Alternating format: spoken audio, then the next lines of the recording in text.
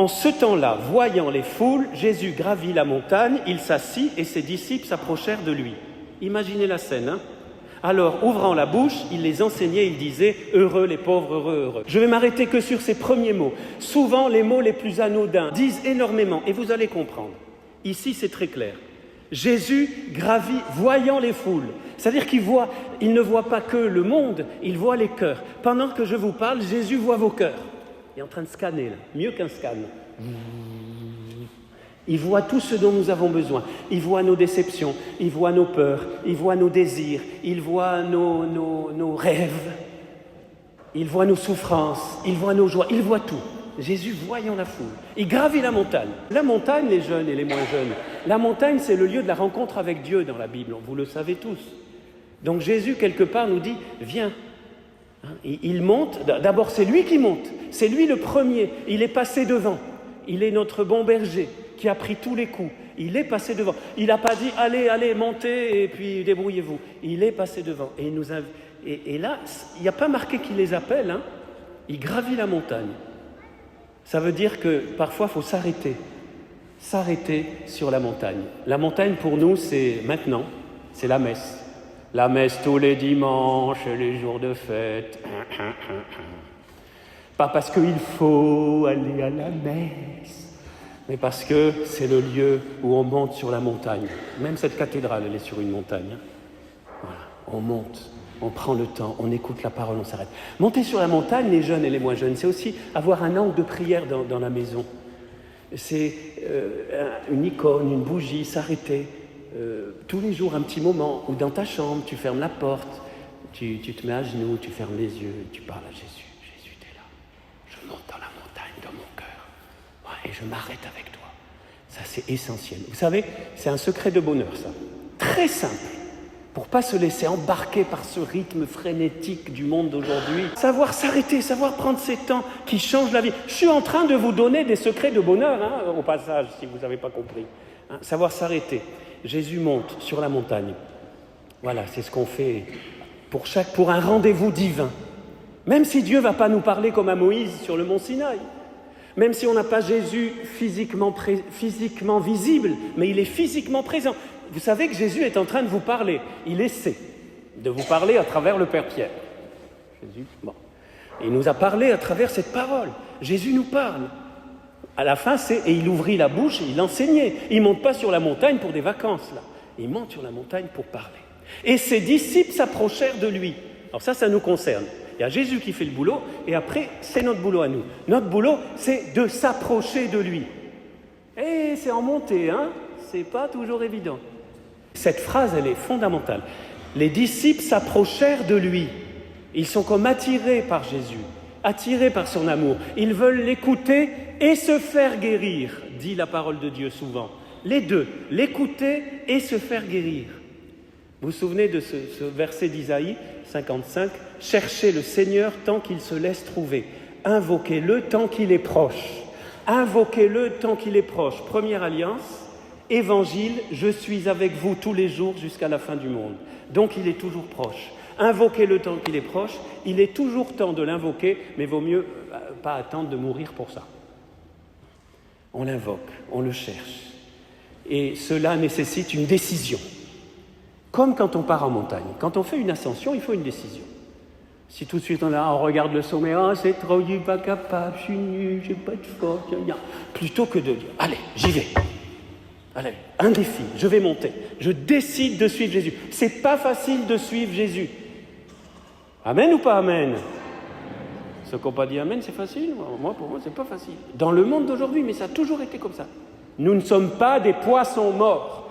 Les poissons morts vont dans le sens du courant. Dans un torrent, les poissons vivants remontent le courant. Amen ou pas amen? Ils résistent.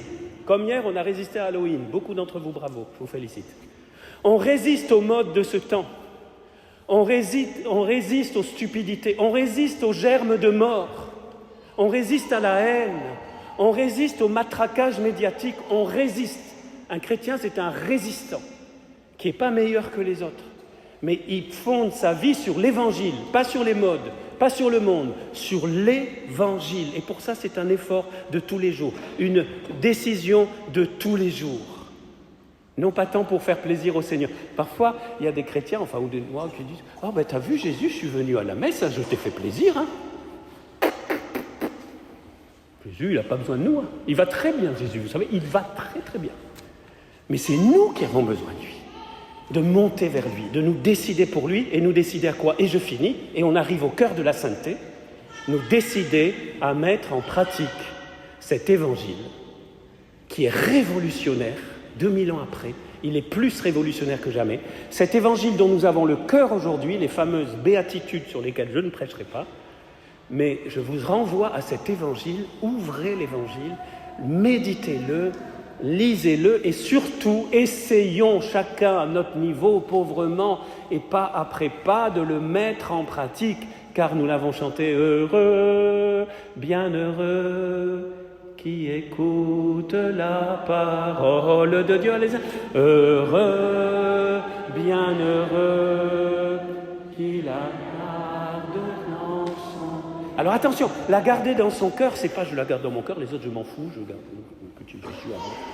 Garder dans le langage biblique, c'est mettre en pratique. Et Jésus a dit, heureux plutôt ceux qui écoutent la parole de Dieu et la mettent en pratique, la gardent. Et c'est ça la sainteté, c'est mettre en pratique la parole de Dieu. Pas après pas, point après point, pas tout d'un coup. On n'y arrive pas. Mais chaque jour, allez, encore un peu plus, et un peu plus, et un peu plus. Et un jour, plouf, je me retrouverai au ciel. Et je dirai à Jésus, je suis déjà là. Ça a été court quand même, je pensais que c'était plus long que ça. Ah non, tu as fait ce que tu as pu. Moi, j'ai fait le reste. Faire ce que je peux. Et Jésus, il fait le reste. Et l'Esprit Saint particulièrement, dont je ne vais pas parler parce que je suis à 17 minutes, donc je ne peux pas parler de l'Esprit Saint, ça serait trop long, mais c'est lui. Ruach HaKodesh. On a commencé par de l'hébreu, Kadosh, Kadosh, Kadosh. Maintenant, en hébreu, l'Esprit Saint, c'est Ruach. On essaie de dire Ruach. On y va? Ruach. HaKodesh. On a commencé Kadosh, Kadosh, Kadosh. Vous entendez? Kadosh, Kodesh. Même consonne. Les voyelles changent. C'est la racine hébraïque à 3 lettres. Kodesh, c'est la sainteté. En hébreu, on ne dit pas l'Esprit Saint. On dit l'Esprit de sainteté. Parce que c'est l'Esprit qui nous fait saints. Nous ne devenons pas saints à la force du poignet. Mais sans la force du poignet, nous ne devenons pas saints non plus. Nous ne devenons pas saints à la force du poignet, mais sans une décision, je veux être un saint, et comme disait Saint Maximilien Kolb, je crois, un grand saint. Si nous ne voulons pas être des saints, non pas dans une niche, moi je ne veux pas me retrouver en statue dans la cathédrale, aucune envie. Hein. Ce n'est pas pour être canonisé, c'est pour vivre le bonheur. La sainteté n'est pas un luxe pour quelques-uns, disait Mère Teresa, c'est la vocation de tous. C'est ce que nous rappelle le dernier concile œcuménique. Nous sommes tous appelés à cette sainteté, c'est-à-dire à ce bonheur d'essayer de vivre tous les jours, pauvrement mais ardemment, pauvre mais pas tiède, au diable la tiédeur, c'était une autre homélie ça, pauvre mais pas tiède, pécheur mais pas gna gna gna gna, décidé. C'est pas ma décision qui va me rendre saint, mais sans ma libre décision, je ne serai jamais saint. Pourquoi? Parce que le monde m'attire, parce qu'il y a un combat, et parce que si je ne résiste pas encore avec la force de Dieu, eh bien là. Et d'ailleurs, l'objection de certains, c'est « je suis trop pauvre ». Eh bien, a fortiori, si je suis trop pauvre, je suis trop faible. Ou une autre objection, c'est trop dur, c'est trop exigeant l'évangile. Non, c'est pas vrai. Dieu, j'ai une bonne nouvelle pour vous, Dieu n'est pas sadique. C'est pas un sadique, pardonnez-moi, Seigneur, de mettre Dieu et sadique à côté. Il ne nous donnerait pas une règle de bonheur. Toi, tu prêches l'an prochain. Il nous ne donnerait pas une règle de bonheur sans nous donner les moyens. En conclusion, pour goûter ce bonheur en crescendo, moi j'appelle ça un bonheur dynamique, un bonheur qui grandit. Eh bien, nous avons tout à notre portée. La parole de Dieu en premier, l'Esprit Saint indissocié, qui nous donne aussi les sacrements. Mais les sacrements ne suffisent pas. Je ne pars pas là-dessus, mais les sacrements, mais qui sont un trésor, la messe, la confession, etc. Et il nous donne la charité. Amen ou pas amen?